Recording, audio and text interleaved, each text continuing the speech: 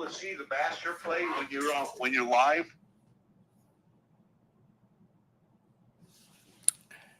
Yes. Yes. So I see your live input there. Hello, Texas, Louisiana, Tallahassee, Florida coming soon, and New York City. Or no, not New York. We don't mind New York, but we're coming to Washington, D.C.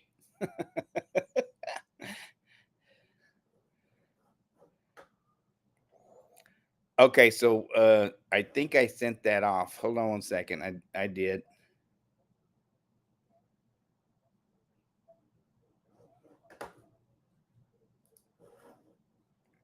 Two-minute commercial here. Yeah, you're about ready to go back to live. So you're live.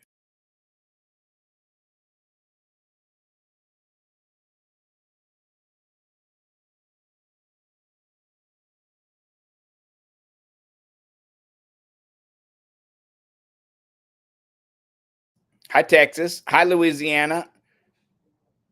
Hello, Washington, D.C. Y'all don't turn that dial. This is the Fly Mackey Show, and I got Uncle John on the other line. He's giving me some lessons today on how to ride a bike.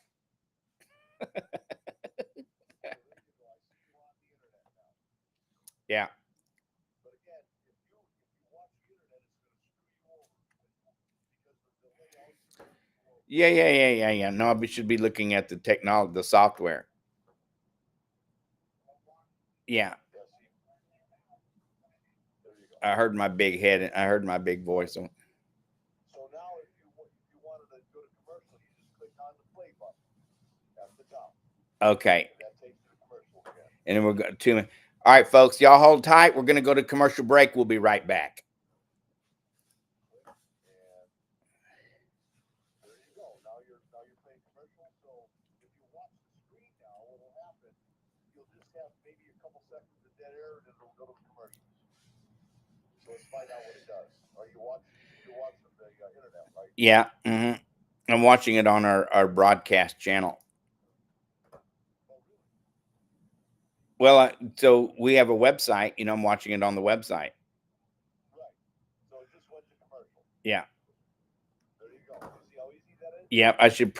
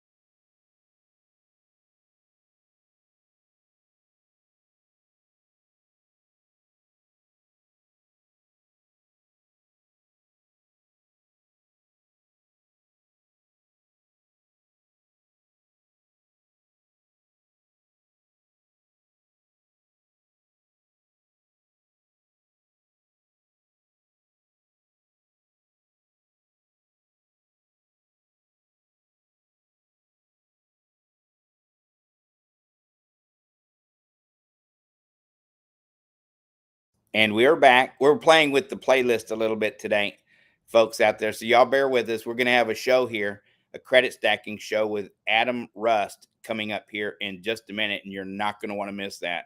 Adam, you guys send us notes all the time. I just got a note from somebody out there in Houston about credit in their house and all that good stuff. You're going to want to watch the show. Just stay tuned.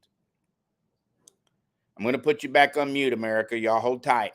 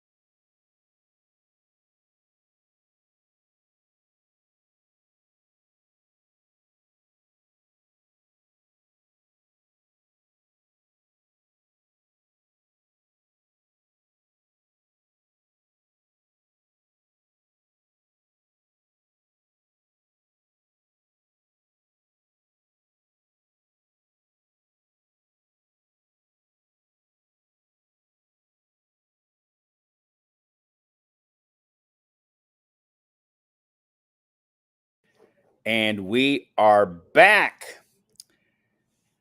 All right, we're going to have a little fun today. We're an amazing show here with an amazing credit stacker. We have some light coming in from the studio here. Let me see if I can. We may and may not be able to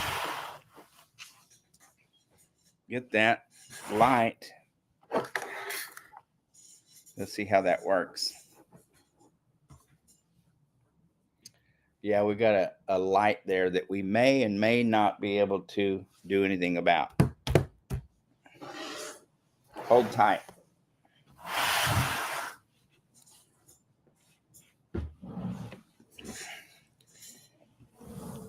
This is makeshift studio. We're traveling in the great. Okay, are we there? We got our little screen above us. And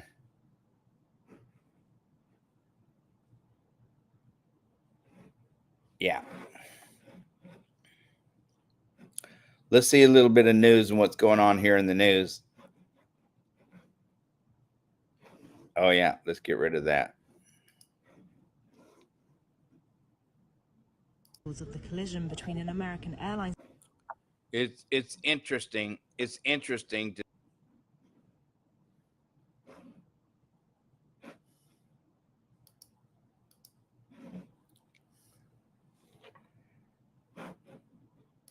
all right. Very interesting stuff. I can say that. How is that doing that? That was so cool. Well, we're learning a lot about the technology here in the with our software. We have some software that we're using here, and it's the TV software is amazing. What did she say? They accuse the U.S. of supporting terrorists. We're going to have a guest here in just this a is a second. line that Putin Here we used are right here. You guys during hold the tight. Syrian civil war as he supported Assad. Syrian officials made similar comments. They did it repeatedly. They did it in public. They did it at the United Nations. In 2016, you gave an interview in which you said, and this is a quote, how we doing, the Adam? U.S. is providing Good. How are you direct today? and indirect support to Hold tight. Hold tight, Adam. I'm doing great. Now, Adam, you're calling from the great state of Kentucky, right? That's right. You guys still having a big storm up there? Nope, it's actually warm and sunny today. The storm has passed us by. See, all that preparation you did paid off, though, right? It did. Yeah. I can tell you warm and cozy. Now, I've been doing TV a long time, and when we first started, I'd have grandkids in the background and dogs running over the place, and we used to broadcast out of a big studio, and my dog Capone would one time he just crashed the entire set, and I'm telling you, it was just mayhem. So I know you got like a whole basketball or almost a baseball team back there of kids, right? Something like that. Yeah, we got several running around. You might hear some background noise from time to time. That's okay. That's see, I was leading you into that, Adam. I was leading. So for our audience out here in the great state of Texas and Louisiana, Tallahassee, Florida, and coming to Washington, D.C., we are completely stoked about the idea of broadcasting in Washington, D.C., and that is coming. We should be there in the next week or so. That's going to be an amazing opportunity. We're very excited to be able to broadcast right there next to the president. Isn't that something? So be something. Yeah, that'll be something. Most of them are our other brothers and sisters from the other side of the aisle, the liberals guys. But anyway, we love them just the same. Love them the same. Absolutely. Love them the same. Now, Adam, tell our audience a little bit about yourself, what you're doing with credit stacking or your type business and how that works. Yeah, happy to. So to kind of rewind and give a little bit of backstory, several years ago, I had actually started up a remodeling company, remodeling kitchens and bathrooms. And being a business owner, I quickly discovered I needed access to capital in order to buy my materials, pay my people, all that kind of thing. So like most young businesses, I mean, the need for having access to credit lines really helps a lot in terms of the efficient operation of a business. So I started to learn a little bit about how to optimize my personal credit profile, what opportunities exist for specifically business related credit. And the deeper I went down that rabbit hole, the more I learned that there's a whole world of opportunity for how to not only get that capital, but also put that capital to work. So gradually, year after year, I kind of kept adding more and more to my bag of tricks, so to speak. And then eventually I got to a point where I actually not only enjoyed the game of credit stacking more than remodeling, but I also think I was better at it than I was at remodeling. So I made a decision to actually sell my remodeling company just several months ago, and now I work full time helping other people stack up credit lines and get access to that capital for their businesses, and also investment needs as well. So a great many people, especially in, say, the world of real estate or e-commerce or in the hospitality industries, a lot of those people have heavy capital needs. And so I now work with them to help them get access to that capital for their businesses. And that can also, in some cases, depending on your strategy, double as investment capital if you have certain things that you're trying to invest in for a return. So let's take just playing the game. Let's take an average consumer out there. So I think you have your guys, your guys and gals out there who have really bad credit. And let's say, I think the lowest I ever saw was a guy that had a number 8. And I didn't know you could go that small. I didn't either. He showed me. I said, no, it's not true. You got a big, beautiful house. He goes, no, we paid cash for everything for years. And he showed me. He went on to the Experian, and it said, I think it was Experian or whatever it was an 8. And I said, that just blew me away. But anyway, it didn't take him very long because he applied for some cards, and it didn't take him very long to get up to like 700. I think it took him like a year because he started getting these secured cards, and then his bank actually gave him a card like for $1,000 or something like that. But that surprised me that it could go from that low. So I'm babbling now, but the reason I'm asking, so you got a guy who has credit that's really low, who's never had credit. Is it easier to get those guys credit than the guys who just have bad credit because they never paid their bills, I guess? Yeah, that's a good question. So again, we're speaking in reference specifically to personal credit at this point, because business and personal credit are two separate animals. But that being said, noted. Yeah, somebody who has maybe had decent credit at one point in time, but then they might have messed it up through missing some payments or some things got charged off. There can be some challenges there, but the good news is there is a process called credit repair that allows you to get those things removed, basically. And there's differing levels of challenge, and there's particular dynamics to everybody's situation. But generally speaking, you are not necessarily in credit jail forever if you've messed up somewhere along the way. There are ways to get cleaned up.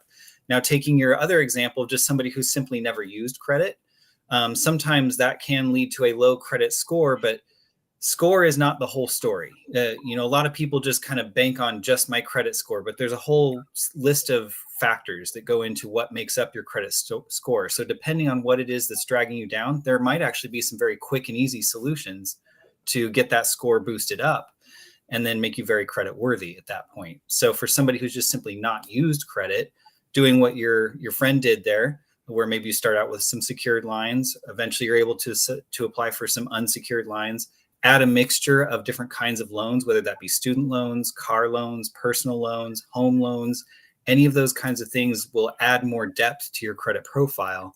And those will very quickly raise your score. And when I say quickly, I mean, that's relatively speaking. So quickly in the world of credit repair is, 1 to 2 months, 3 to 6 months, any of that. Like there's different ranges for depending on what you have to get done. But it's usually a months long process. I don't want anybody to think like, oh, I can get my score from 8, as in your guy's example, up to 800 overnight. That doesn't really happen. But through a series of steps over the course of some months, we can get up that high. And another great trick in the trade too is using what's called authorized users, where if you know somebody, or maybe you even pay somebody to become an authorized user on their well-established, well-aged, and low utilization card, that by itself can actually raise your score a whole lot. And all you're doing is borrowing the strength of somebody else's profile and adding it to yours, and that can boost you big time. Gotcha. So that would be that's kind of like would be a question for down the road. But let's say the authorized user, you wouldn't give that person a card, right? You would. That's correct. Okay. Yeah. So let's pretend I have a credit card that's 10 years old and I hardly ever use it. And you come to me and say, hey, I need your help boosting my credit score. What can you do to help me? I might say, I'll put you on as an authorized user onto my credit card, but no credit card shows up in your mailbox. You don't actually get a physical card. You just simply have the strength of my information added to your profile. So that's all that happens. Does the person have to use that card? Like, let's say you, would you have to use that card, or is that card just going to sit like it's a card you don't use? Yeah, best case scenario is actually that you don't use the card, or if you do use it, it's very, very little. Okay. So, and the reason for that is as the usage on the card, or specifically as the balance on the card relative to the limit on the card goes up, it can actually start to hurt both my score as the card holder and your score as the authorized user. Gotcha. So it's really just fine if it's like a card that nobody ever uses and it just sits in a sock drawer somewhere. That's one of the best authorized user cards to have, honestly. Gotcha. That's very interesting. I like that. We're going to go to commercial break here in just a second. So for those of you watching us on YouTube and X and those social sites, we're going to continue to go. But for the rest of the audience out there in the great state of Texas, Louisiana, and Florida, you're going to get some commercials coming up for a couple of minutes, and we'll be right back with Adam Rust. You guys hang tight. Okay, so we're heading to commercial break now. Okay. And yeah, interesting stuff, Adam. That is really interesting stuff. The credit business is insane. The yes, it is. It's insane. By the way, anybody that our social media is not, we don't have any social media, so to speak, going. Okay. It's all television, so, but anyway, when you're working with these guys, like let's say the real estate guys, is it easy to get those guys credit if they have large amounts of cash going through all the time? Or yeah, that helps because that usually means they already have relationships with one or two or more banks. Mm-hmm. And so having that bank relationship adds even more strength to their application when we go and apply for a card with that bank. Oh, gotcha.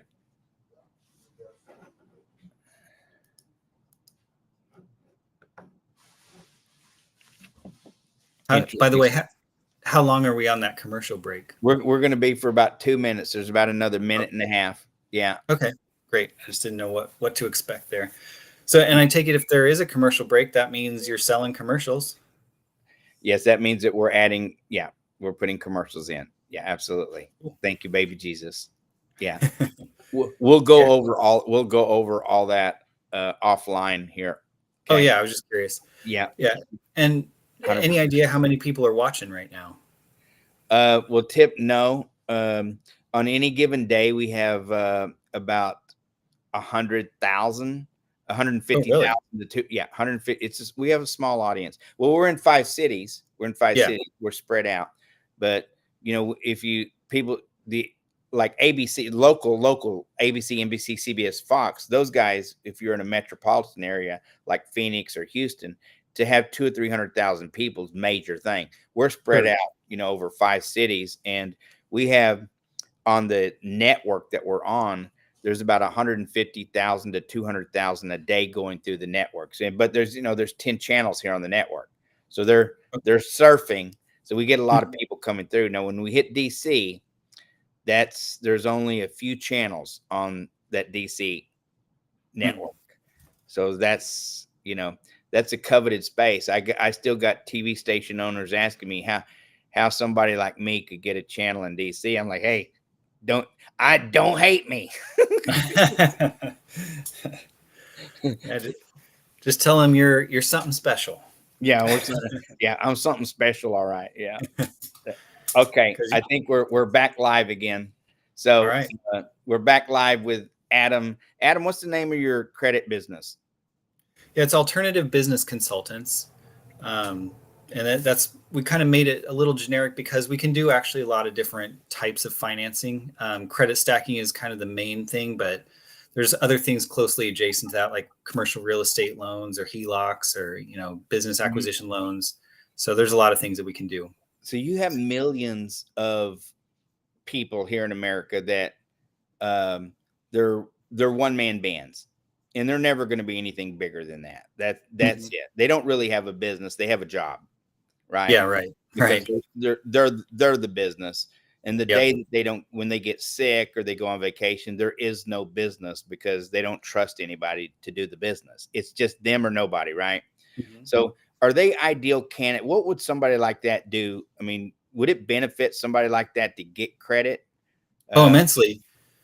Yeah. In fact, you just described exactly the scenario of the plumber that I worked with when I was doing remodels. It was really funny. I literally just talked to him last week. He calls me up out of the blue, even though I'm not doing remodels anymore. It's been 6 months since we worked together, right? And I get a call out of the blue from my plumber. And he's saying, hey, I was talking to a mutual friend of ours, and he told me you do credit stuff. And I've got this thing going on in my business, and I'm really looking to get some credit. Could you help me? So we had a good long conversation. I asked him a lot of questions about his particular situation when he was trying to do, but it's exactly the scenario you're talking about. It's him and his son. They run a really good plumbing operation. I know from firsthand experience, they're great plumbers, but because they're out there all day, every day. I mean, this guy works 16-hour days, most days out of the week. He doesn't have time to figure out how to apply for this card or this loan or that loan. And also he has bills. And sometimes some of his customers are 60 days out on paying their bills, right? And so he's got a whole time window where he's paid for materials, he's paid for maybe some employees or something like that, or permits or whatever, but he doesn't have money coming in. How's he going to bridge that gap? And that's where people like that can really benefit from credit, because if you have either a revolving business line of credit or a 0% business card, you can let that balance ride out there. And then when you get your paycheck, you just pay that down. And you've got this buffer to help even out those big peaks when you have a big payday, and then the big troughs when you go 60 days with no payday. You can weather all of that if you have a good credit base behind you. That's using the velocity banking strategy. Was that what you call that? Yep. Yeah. I am a big fan of that strategy, and it takes some discipline. Yeah. And it takes some understanding of kind of what's the long range here. It's one thing just to figure out how to get to the end of this week, but you need to be able to look out beyond the end of the month and beyond the end of the quarter and project out what your cash flow needs are going to be, both in terms of expenses and income. And there's a way to use credit to optimize all that, where you get really, really low cost on your money, but you also are able to go and do a whole lot of work and kind of put out some income out in front of you. Gotcha.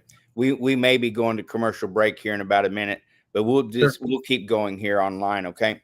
So let's say you have, you're bringing in like 40,000 a year, which is what I used to hear a lot when I was over there with these credit stacking guys.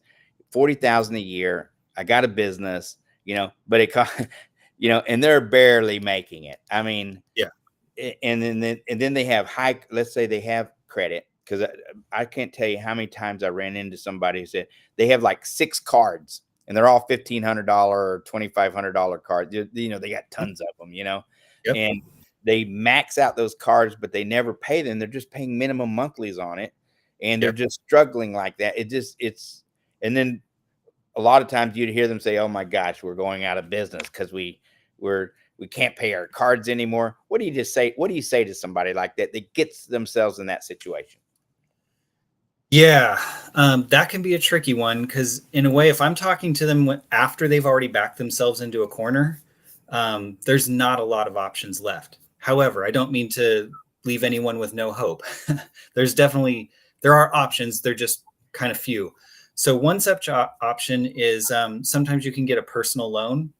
So let's say, using your example, you have somebody with 6 cards with $1,500 limits and they're just making the payments. Maybe if everything else is good, they might be able to get a personal loan to basically pay off all those cards. And the instant that utilization goes down, their score is going to go up really good. And then at that point, they would be eligible to apply for some big business lines where they might be able to get $10,000, $20,000, $30,000 credit cards on the business side. And aside from a personal loan from an institution, there might even be like a friend or a family member who's willing to just loan you, the 10K or something that you need to clear off your card balances for 30 or 60 days. And then you go through a credit stacking cycle and pay them back off of your new high limit cards that have a 0% interest rate. And you can make good on it that way. So I mean, I'm just saying, like, you're not totally up the creek without a paddle if you're in that scenario where you've got several lines and they're all maxed out and you're just paying monthly minimums. But it is very important to get those lines paid down as aggressively as possible because the interest rate is high on that. So it's going to be costing you dearly. And on the other side, if you can get yourself out of that, you can create a much better cash flow situation after you've got new credit lines in place with bigger limits, and especially if they have 0% terms, which most business lines do. So that would be kind of the way to escape that trap. And that is the thing to be aware of anytime you're dealing with credit cards, whether it be personal or business, is they kind of are, whether you like it or not, they kind of are set up to trap you, So when I'm out over here saying, I'm a big fan of business credit, businesses should use credit, I do believe that. But I also firmly believe you got to use it smartly or you're going to be caught in a trap. And so beware with that. So we're going to go to commercial break here in a second. Do you recommend that whatever somebody gets paid, they should take all of that money and put it on the card? Meaning pay down the balance on a card? Yeah. Like just take 100% and then just everything they spend out of the card. I would say yes, if their amount of spend is roughly equal every month to the limit of the card. So if you've got a $10,000 card and you need to spend about $10,000 a month, then yes, you're going to need to be paying that balance down. Now, my answer would change if, let's say, you get a $50,000 limit card, but you only spend $10,000 a month.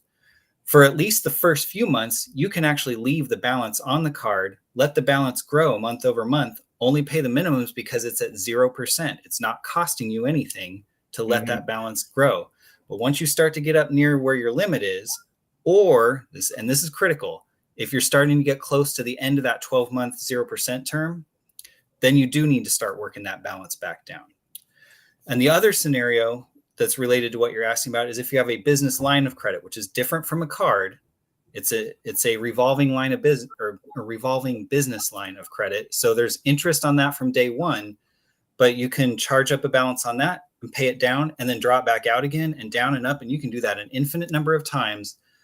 And with that product, I would absolutely advocate take every cent you earn, pay down your business line of credit, and then every time you have an expense, use against the business line of credit. And that will work well. Gotcha. That is the velocity banking that we're talking about. Gotcha. And so for like you have the one man, we'll move over into a different conversation in a second, but still sticking with these one man bands, they they're not making no money. Well, I shouldn't say that. They're making enough to survive, Right. And they're constantly just making their ends meet. And then they go and get themselves this credit. Would you recommend them getting personal credit or business credit or a combination of both? Yeah, my bias is heavily toward business credit wherever possible. Even However, if you're not in business. Let's say somebody's not in business. Yeah. I'm glad you said something about that because a lot of people think, in order to be considered in business, I have to have an LLC, I have to be registered with Secretary of State, I have to have business bank accounts, et cetera, et cetera. That's actually not true. In the United States of America, if you're an individual and you do anything at all, let's say like my 16-year-old daughter, she babysits, right? She has a business. She does something that makes income. If you sell eggs out of your chicken coop, you have a business. And that is, you can go to the bank, just with your personal social security number, and you can apply for these credit lines with that. Now, they may not grant as generously as a well-established, well-known business, but you can absolutely still get business credit cards and business lines, and you can use those just as effectively as what I've described a moment ago. And I guess the thing would be is start somewhere, right? Start somewhere. Absolutely. Yeah. And the foundation for all business credit is first your personal credit. So you asked a little bit ago about if you've got problems on your personal credit. So we have to do credit repair, that kind of thing. That all may be necessary to do before you can venture into the business credit world. But at some point in time, you're going to have your business or your personal profile optimized. And at that point, you can make the quantum leap into business credit. And that will give you access to larger lines of capital at better terms. And you'll be able to use it to grow your business. Key thing here is have a plan for how to use the capital. And this is where someone gets themselves into trouble a lot. They just kind of get stars in their eyes like, whoa, I could get $50,000 in credit. I'd be rich. Yeah. Having credit doesn't make you rich. Credit is debt. Yeah. Right. That makes you not rich in a sense.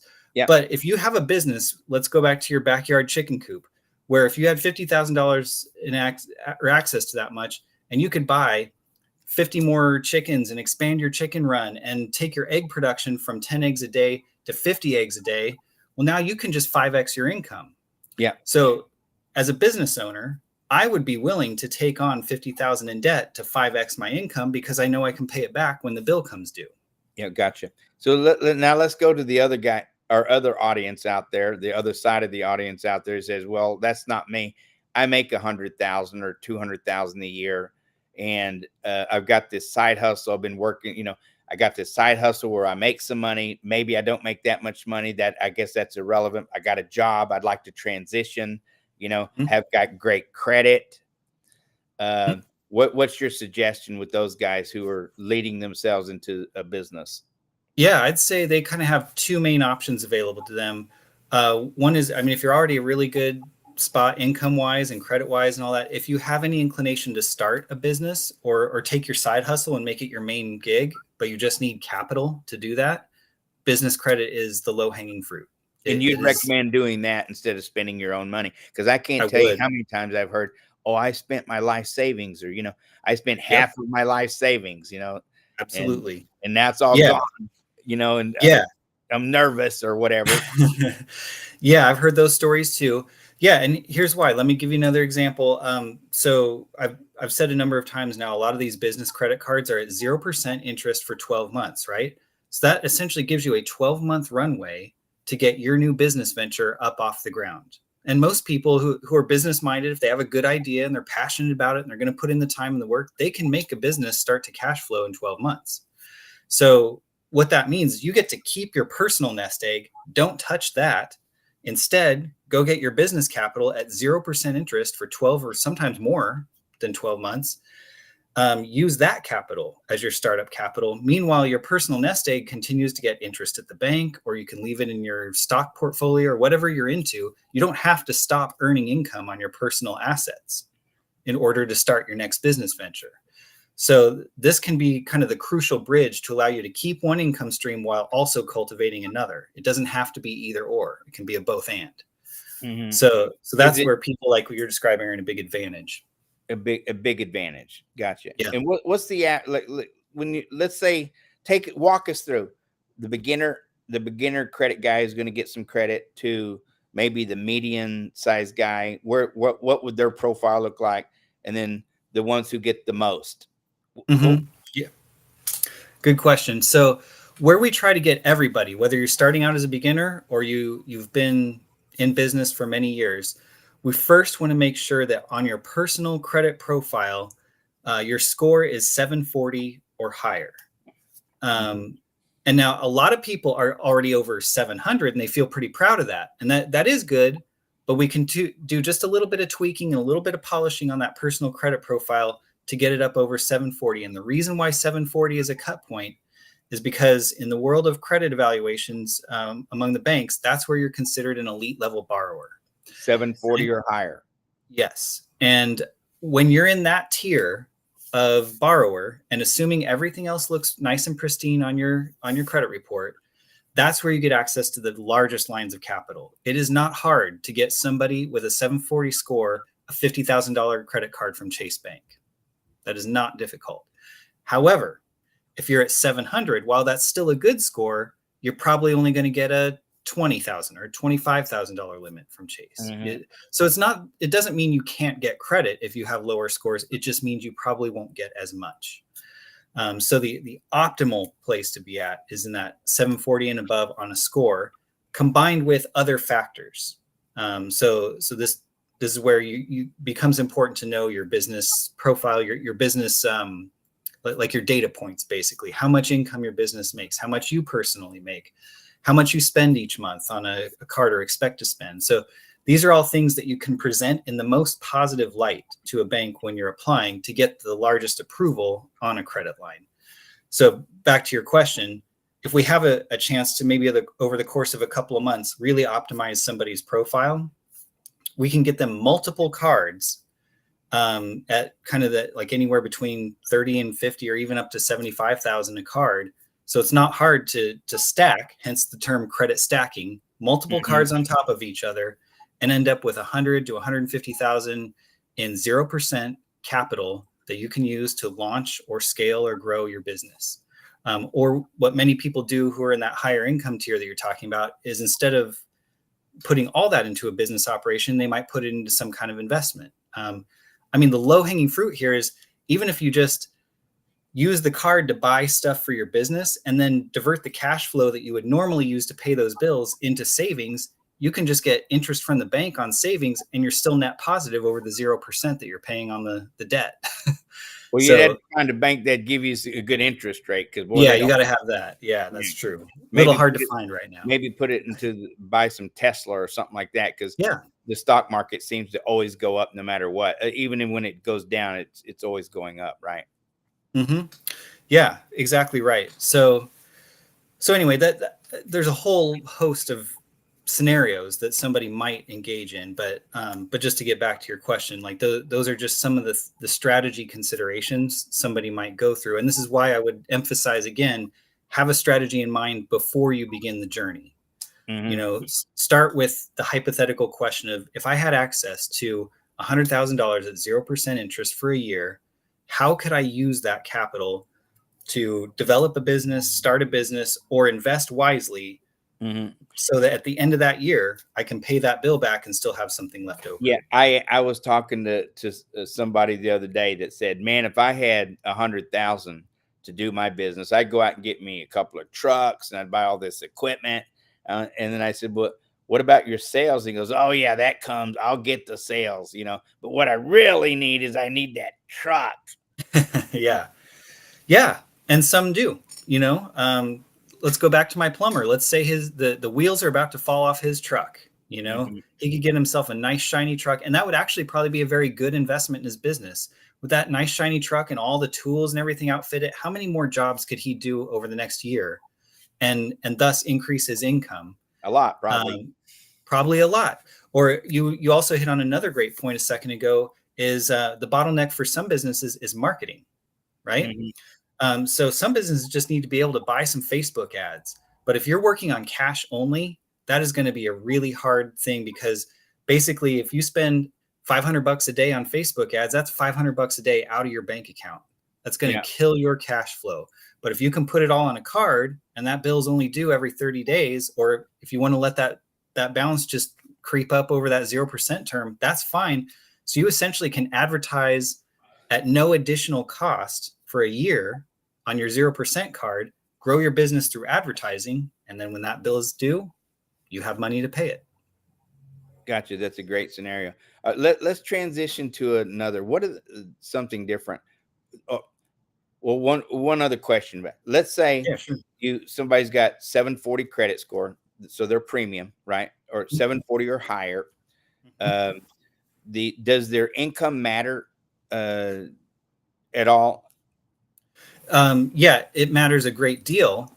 Now, the where the lines get fuzzy here is there is the amount of money that you actually make every year. And then there's the amount of money that you can reasonably expect to make over the next 12 months. the amount of money you actually make every year, that's what sits on your tax return, right? So if you just pull up last year's tax return, that's the answer you would give. Here's how much money I made last year, right? But when you're applying with the banks, what they're asking you is, how much do you expect to reasonably make over the next 12 months?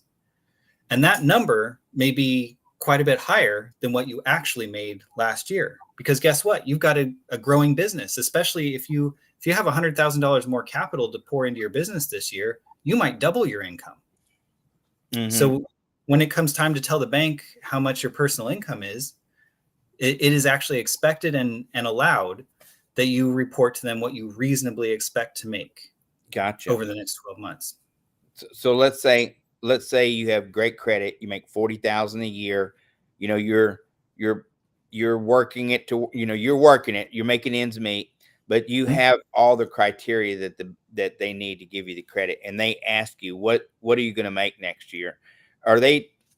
They're not asking you specifically. They're asking you to tell them what you think you're going to make, like a projection. You're projecting. Yeah, that's right. And so you recommend, instead of saying, well, I make 40,000, I expect to make 50,000 next year. What would you say to them? No, don't say that. Oh, I would say that. Yeah. I mean, just to give you an idea, I apply for cards probably every other month, at least. I'm on a constant cycle of applying for cards all the time. Right. Okay. And I have to keep track. All right. Now, when I talk to Chase in January and I tell them I make this much, when I am talking to him again in March, I need to make sure that whatever I say at that point is reasonably within range of what they heard last time. Right. So that's part of it is whatever I tell them, it has to make sense with everything else that they're seeing. Gotcha. If I go and tell them I make $1 million a year, but then they look at my credit profile and they see 3 credit cards, all with limits of $2,000 each, that is not going to make sense. You know, people who make $1 million a year don't have $2,000 credit cards. And so they're probably going to ask more questions or maybe just flatly deny me. But if I report an income that is in line with what shows up on my credit profile, then that's going to make a lot more sense to him. It's going to be an easy yes for Chase to approve me then. And it has to make sense month after month, year after year, at least in my case, because I'm doing this all the time. Many people just go in for one round and that's good for them. They've got what they need. They can grow their business and then they're off and running, and that's fine. But a lot of people, once they get a taste of this delicious free credit, they want to come back for more. Gotcha. Well, you say it's free credit. They eventually have to pay the piper. Well, yeah. I mean, money you borrow has to come back, but the free part is 0%. It's not costing you any more than the amount you borrowed. That's amazing. That's a very important clarification. I don't want anybody to get the wrong idea. Gotcha, which is a game changer. So what about what do the banks look for? In reference to your credit profile? Yeah. So you're asking? Yeah. So like I said, score is important, but they're looking more deeply at what makes up your score. So payment history is by far the most important. So if you have a record on your credit report of you've missed 3 payments in the last year, or you've been late or delinquent on any of your loans or anything, like that's going to hurt you. Again, that can be repaired. There is an answer for that. It takes time and it takes money, though. Just be prepared for that. But by far, payment history is the most important. And that would also include if you've had any accounts charged off, or like if you had a credit card or a bank account closed on you, that can be hard too. Beyond that, it's going to be length of time that you've had your credit limits. So for example, if you have 3 credit cards on your profile, but you got all 3 of them in the last 3 months, that is not a strong sign to the bank that you know how to manage credit well. On the other hand, if you've had those 3 credit lines for 5 years, now you look a lot better. So length of time is very important. And here's the good news. We spoke a little bit ago about authorized user. Let's say you've had all your credit cards for less than a year, but your dad has a 30-year-old credit card that he's willing to put you on as authorized user. His 30-year credit line will then appear on your credit report in about 30 to 40 days. And once that happens, now the credit age calculation factors in his 30 years alongside your 1 year. And so the average of all of that turns out to be a really nice average. And you see your score go up, and the banks say, oh, good, there's a 30-year credit line on your report. We like that. So that will help you a lot. Also, the different varieties of credit you have had. So a credit card is one variety. A home loan is another variety. An auto loan is another variety. A student loan is another variety. There's a few different categories yet, but they like to see a multitude of categories of credit that you've had. So this is called credit mix. So the more diverse your credit mix, the more confidence it gives the bank that you know what you're doing with all kinds of credit. You know how to make your payments. You know how to pay your debts, basically. So those would be the main factors. Gotcha. And so you have, let's say, when you go to the banks, are you going to go and talk to the teller, or not the teller, but maybe in the teller? A lot of the times you go to the banks now, they go, no, you got to go talk to the teller. Right. They don't let you sit down with a banker anymore. Yeah, unfortunately. So every once in a while, I mean, this is the exception. This is not the rule, but every once in a while, a bank might have an offer that's available in the branch that might actually be pretty good. But generally speaking, I never apply for any sort of credit line or credit card in branch. At the bank. At the bank. The reason for that is, I'll use Chase again, just because they're big and well known, right?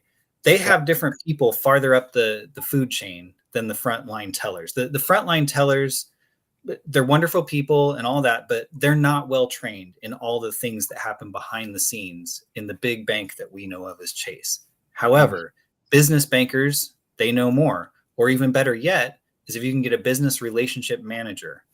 Those people have direct line to underwriting. They can advocate for you. They can help make the case that your business needs this $50,000 line, not the measly $10,000 line.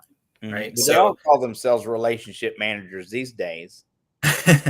Yeah, that's because they're all aspiring to be that, I think. But no, you need somebody who's, when you see their business card, it says relationship manager on it. Now, sometimes you have to earn that relationship. In fact, I shouldn't say sometimes. All the time you have to earn it. So some banks, they have a certain threshold, like you need to have $100,000 in deposit with us before we let you talk to a relationship manager. Or you have to have been a customer with the bank for over a year. Or you have to have a business with at least $1 million in revenue. They might have certain thresholds. You can still ask. It never hurts to ask. But you don't be surprised if you don't get immediate access to one of these people. Gotcha. So how do you get access? Do you have to ask them? Yeah, ask them. I do ask, and I have plenty of relationship managers at all the banks I work with now. But I've been at this for some years too. So I've earned that over time. The other scenario is even like first time around, no banks are giving you any relationship managers, let's say. That's okay. Don't panic. Almost every bank has a way to apply online. And I know it wouldn't sound at first like applying online would make a whole lot of difference from applying in branch. But I find that I've had fine results just applying online. Like with Bank of America, I do all my applications online, even though I do have a relationship manager with Bank of America. Just turns out their particular intake process is you get a quicker, more automated response from an online application than you do through a relationship manager. So these are just some of the tricks of the trade you learn. Like this bank likes that, this bank likes the other thing. They're not all the same. There's not uniformity across, like every bank has the same application. It's not like that. Each bank has its own idiosyncrasies. Gotcha. So I know a guy, he's got like an 800 plus, I think 807 or something like that. And let's see, he makes about 28,000 a year. Doesn't make a lot. He's out delivering, delivery driver guy. And he just makes enough, he has, by the way, he has a pretty good living. He pays, his bills are paid, et cetera, et cetera. It's surprisingly how well you can live on not very much money if you know how to not just go out and blow it, right? Sure, yeah. But he's got, I think, 15 cards, maybe 18 cards. I think it's 15 cards he has. And he's got several, like, I think the majority of them are like $1,500 cards. Okay. And then he's got one I know that's 9,000, and then he's got a 10,000. Those are his two biggest ones, 9,100 or 8,900, and then 10,000. Those are his cards. But all the other ones are little bitty. How Mhm. does somebody like that, get Yeah. to? And it's all online, Bo. But every time he applies for a card online, they send him those $1,500 cards. Okay. Yeah. So I'd say he's actually in a good spot. But there's just a few little tweaks he might want to make to his strategy to get into the big leagues here. So first thing that stands out to me is if he already has two cards that are kind of at around that 10K threshold, we really like to have at least one personal card over 10K, at least one. But it's okay if you don't have that to start with, because a lot of the cards that you do have, you can do a credit limit increase on. And the way you do this is you call the card company. There's a phone number right on the back of every credit card. You call them and you just simply ask, hey, can I get a credit line increase? Your chances are usually very good if you have a good score to start with, you've been with that card company already for some time. Bare minimum 90 days, but that's not a whole lot. But if let's say you've got a year with your card, let's say you have a Capital One card, for example, for years and years. Some of these people have got them for 5, 10 yeah. years. Yeah, and it may be the case that in that entire 5 or 10 years, they've never asked for a credit limit increase. And this is a classic case of you do not have because you did not ask. So it's a real simple process. You just call the card company and ask for one. A wise thing to do with this too is before you ask for the credit limit increase is ask first, hey, if I do a credit limit increase, is it a hard pull or a soft pull? And this, because different banks do it differently. A hard pull means you will actually get an inquiry on your credit report, and that does harm you a little bit. Not much, but just a little bit. You want to avoid inquiries if possible. However, a soft pull is one where they just do a quick glance at your score and it does not result in an inquiry showing up on your personal credit report. Those are the best. So in scenarios where, if I'm working with somebody to help get their profile optimized, I'll have them call their card companies. And first question is it hard pull or soft pull for a credit limit increase? And then if the answer is soft pull, then say, can I please have a credit limit increase? And at that point, the bank may have some follow-up. Don't do it if it's a hard yes, if we're in a situation where inquiries are going to be really damaging. So if we're going to get these let me start over. If we're going to get these credit limit increases and then immediately go into applying for business credit, I'm going to really work hard to avoid the inquiries.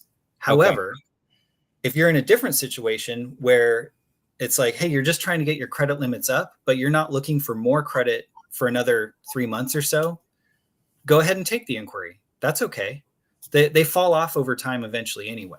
So it just depends on how urgently you're going to be seeking more credit in the near future. But somebody with small, let's say they have half a dozen small cards and they want to apply for, because they know that their data points match based on what you're telling them, that they're more likely to get a big card. They're not going to want to ask for a hard inquiry on a little card, right? On something small limit on it.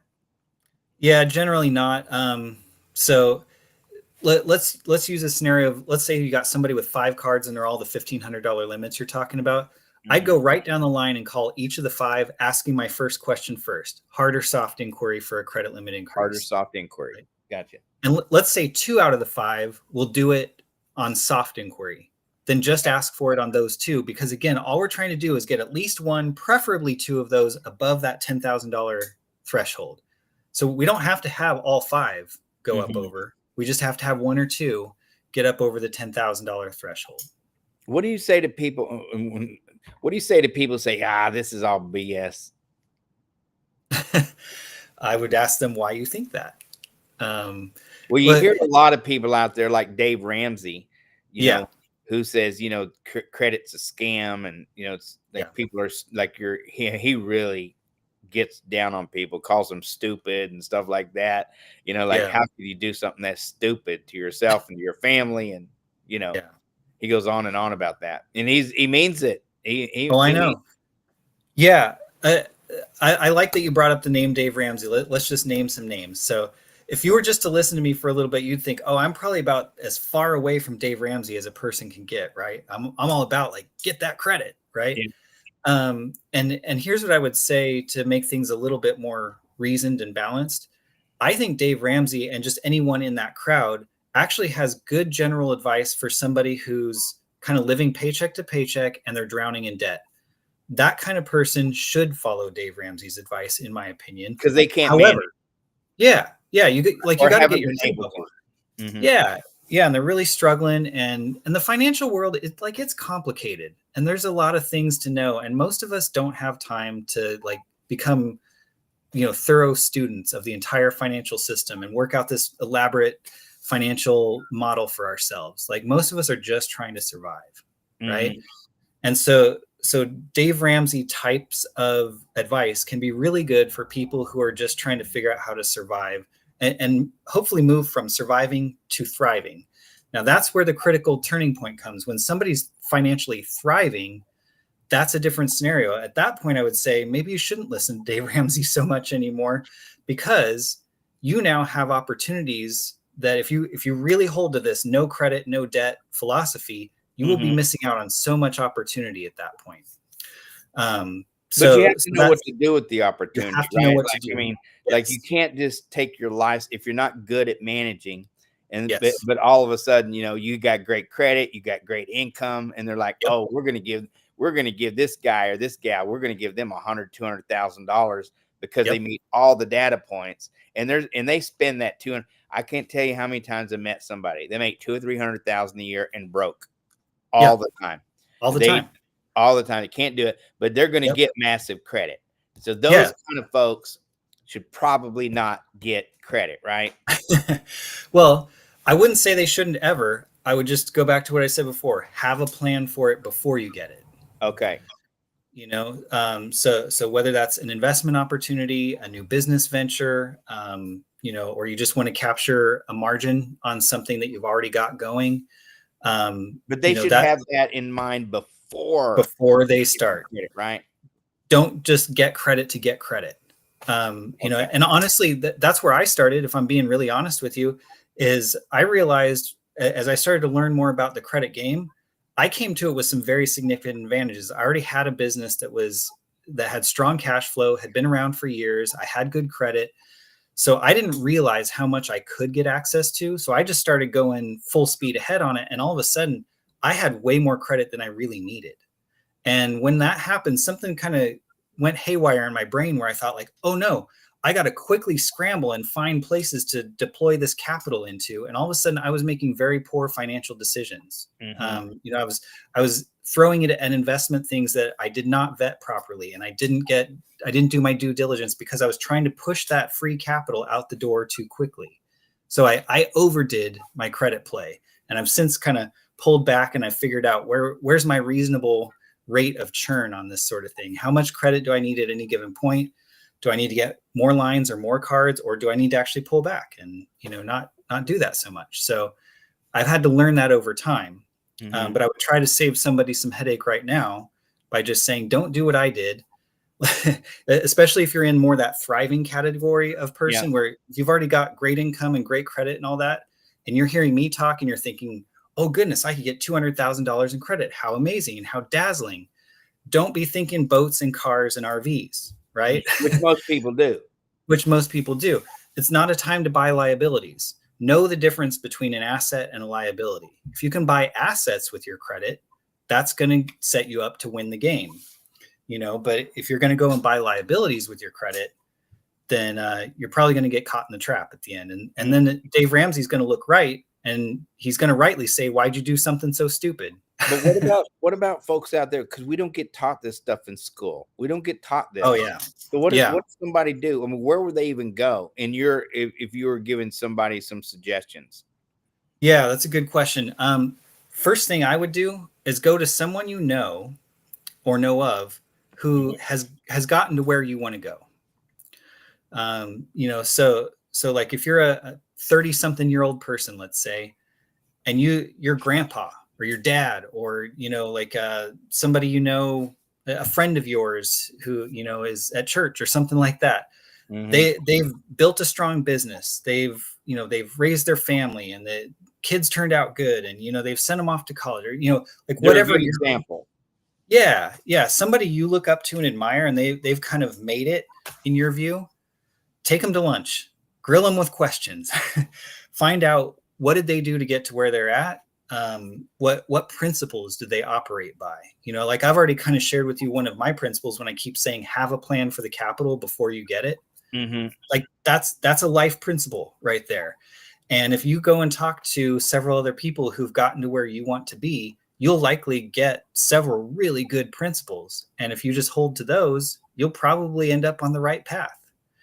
You know, so I think that finding good examples and good mentors is key number one. A close Mhm. second to that is reading books by people who have expertise in this area. I mean, there's a great wealth of things out there. Now, here again, it can get confusing because there's 15 different philosophies about how to handle credit and business and all that sort of thing. So you could get yourself all confused, but ask around for book recommendations. What's one of the most influential books you've ever read on finance? You'll probably hear most people mention Rich Dad, Poor Dad. Mm-hmm. Um, Yeah. You know, Robert Kiyosaki. And that is a good book. I like it because I just told you another principle a minute ago. Know the difference between a liability and an asset, right? Mhm. I learned that from Robert Kiyosaki in Rich Dad, Poor Dad. But, you know, yeah, read that book and then read critiques of that book. Put these ideas next to each other and see which is more persuasive. So I know that doesn't make it all necessarily easy, but that's how you do your homework on this kind of thing. And I think people who have maybe been raised in families where the family had a business, they're at a significant advantage here. If you've been around business for any stretch of time in your life, you've gotten to see a business owner in process at work. And if you've been able to be a part of their thought process and find out how did they make their decisions, you can both learn what not to do if things turned out badly for them, and you can also learn what to do if things have turned out well for them. So those are the areas I would look. But there is not a quick listen to this one podcast and you'll be an expert all of a sudden. That doesn't exist. There's no silver bullet for it. You got to learn it over time and pay attention to the people who have demonstrated success with this. That would be the key thing. Mm-hmm. And anybody, once again, anybody can do this, right? From the 18, what's the minimum age? Is it 18? It's 18. Yep. Yeah, I just had a daughter turn 18 yesterday, and so we're already talking about when we're going to go get her first credit card. That's wonderful. She have a business in mind, and she does the chicken thing. Is she doing the egg thing? Well, she actually does raise our chickens, so I could put it that way. But no, we got to start with her personal credit profile first. She's already an authorized user on several of my cards. Mm-hmm. So she's coming to the bank as an 18-year-old already with a score north of 700. I don't actually know what it is right now. I checked it this month, but yeah, she should be able to get, a good, like a reputable card at a reputable bank right out of the gate, because I know how to help her do that. Gotcha. So we're coming up on the hour here. This has been an interesting conversation. So yeah. Adam, for our audience out here in the great state of Texas, Louisiana, Washington, D.C., and I think Denver's coming next after D.C. It's going to be insane. Anyway, so you're going to have a show here on the network. Have you thought about what you're going to name your show? No, actually, I haven't. This is relatively new news to me here, Fly. Credit with Adam and Bob, or credit. Yeah, yeah, it'll be something like that. I've been rather fun. I've kind of joked around about calling myself Credit Ninja. I love that. You should take. I like ninjas. Yeah, you should take that name and see if you can get it trademarked. When we started Smart Money Culture, it took us forever to get a trademark name, but maybe get something you can trademark, and then that way you can go out and nobody can take it from you, right? Yeah, that would probably be a smart thing to do. For now, I've just been playing with the ideas, but I know I like credit. I know I like helping other people succeed, and getting them access to capital is often the crucial missing link to somebody's success. And go read the books or go listen to the podcast or whatever. 9 times out of 10, you'll hear businesses fail because of lack of access to capital. 100%. Yeah. That's what it is. And this is the answer to that problem, is that there is a way to get capital. I know all the little levers to pull, and it's actually very doable. So That's great. We'll see you on our next episode of the Fly Mackey Show here. You guys have been watching Smart Money Culture TV with Adam Rust. You want to say anything real quick before we leave, Adam? This was fun. Let's hang out again, Fly. Yeah, let's do it again. Y'all have a great day. Thanks, guys, and we'll see you on